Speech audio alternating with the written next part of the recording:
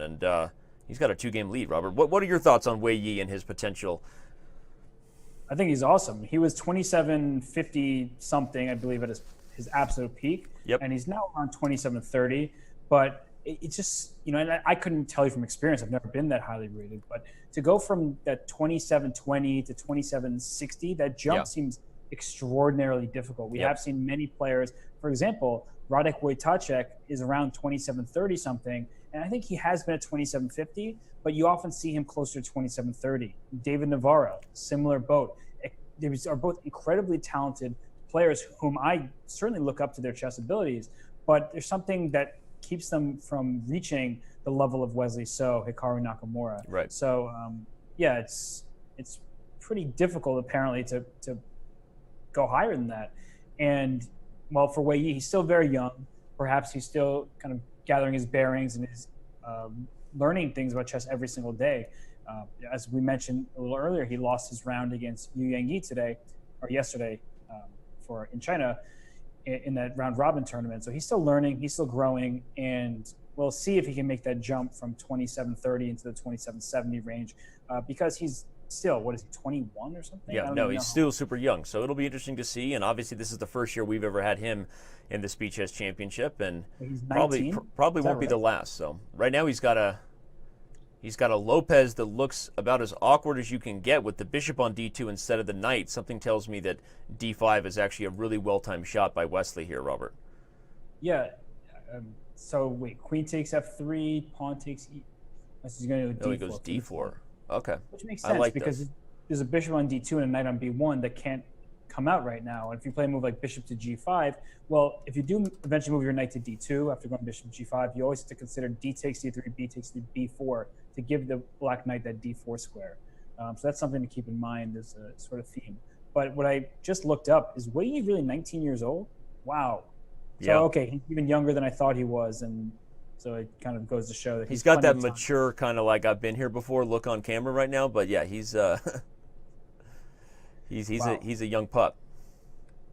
Yeah, and in this game, he's got the white pieces. He is met with someone who's very experienced in these lines. And note, it's important to note that Wesley played e4, e5 this game. He didn't want to get into a French again. He must not have enjoyed. He did lose that game, but his opening was slightly worse after the opening stage, so he's deviating. And I think we'll see a lot of that from Wesley in the match.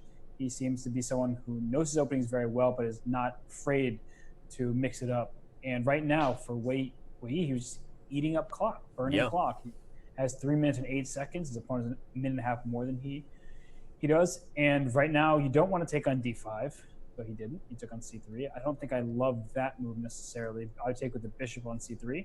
And that way, after knight takes d5, pawn takes d5, you have to go knight d4. I think I take on d4, and I'm left. How do I feel about this? Now I'm sort of second guessing how much I like this, but I thought that white would take over the e file and have a knight against a bishop in a favorable dynamic. So I took with the pawn on c3 and made my whole point moot. Well, he had to hold the d4 square, right? But it still feels that ever since black played d5, white is in a less than ideal Lopez. Am I over exaggerating the importance of the fact that black broke through with d5 on move 10 when white's development wasn't quite ready for the center to open? Yeah, I mean, sometimes it's beneficial for white, but in this particular line, it doesn't look to be the case because the knight on b1 has nowhere to go. The bishop on d2 is sort of stuck hanging onto the c3 pawn. So even a move like rook to d8 here, either rook, I believe, is a decent-looking move because if white ever captures on e5, you simply play knight d7 to regain that pawn. And he played rook d8. It looked like a good move to me. And if you play d5 as white, I move my queen from c6 and then play pawn to c6 next move. And that just chisels at that white pawn center. Yeah. It's not the size of the center, it's how you use it, right? If you can't hold it down, then it's just a target for black to poke at for the rest of the game. For sure. And right now it's certainly being poked at.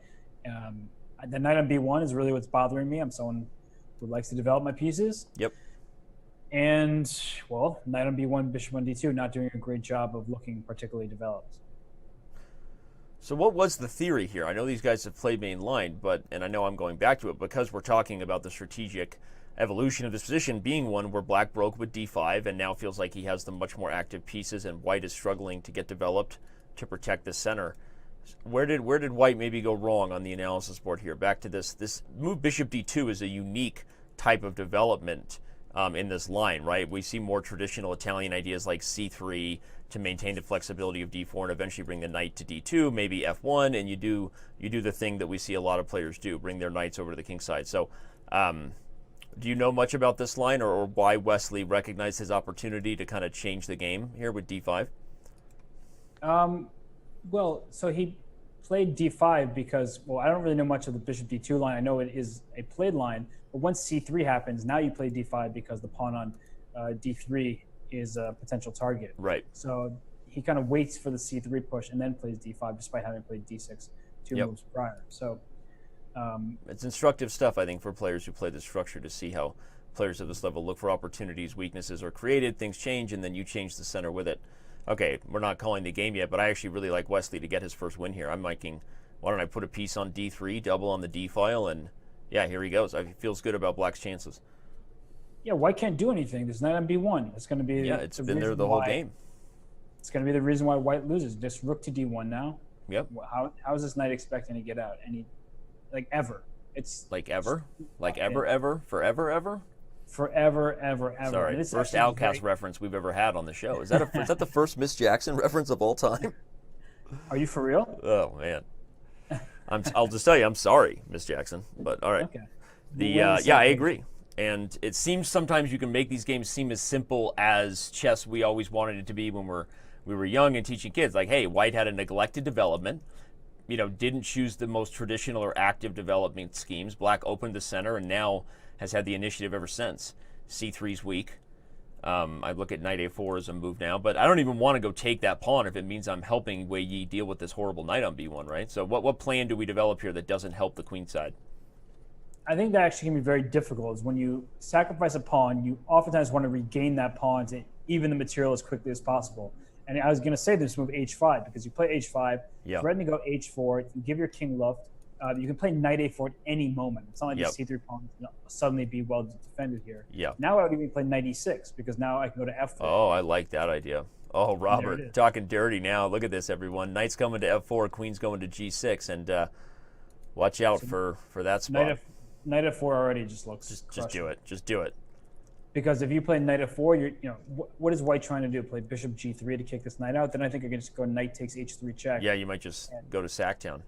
And how does that work? Knight f4, bishop g3, takes, and queen g6? No, I'm not going to go queen g6. I'm going to go rook takes f3, and then my other rook. Well, I was going to say queen g6 because you can't defend with the king because of idea. Oh, no, never mind. Okay, you're right. Just take f3. I don't have enough. And then put my other rook on d3, and then just kind of mow down the third rank.